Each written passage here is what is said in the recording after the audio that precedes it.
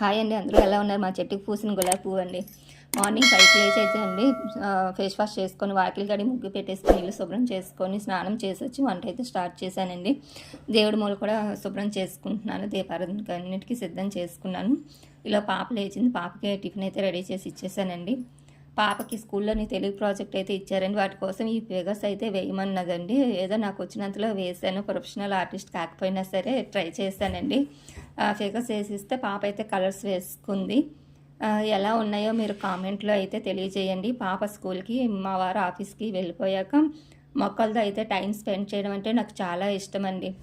అవి ఒకసారి అలాగ వాటిని తనితీరా చూసుకుని కాసేపు వాటితో స్పెండ్ చేసి ఆ తర్వాత అయితే మార్కెట్కి వెళ్ళాను. మార్కెట్కి వెళ్ళి ఇంకా కాయగూరలు అవి తీసుకొచ్చాను. మజ్జిగ మిరపకాయలు అంటే మా వారికి చాలా ఇష్టం అండి. అవి అయితే తీసుకొచ్చి కడిగి శుభ్రంగాను గంటలు పెట్టి మజ్జిగ ఉప్పు వేసి ఊరబెట్టేసి పక్కన అయితే పెట్టేశాను. ఇవండి నేను ఈరోజు చేసుకున్న పనులు.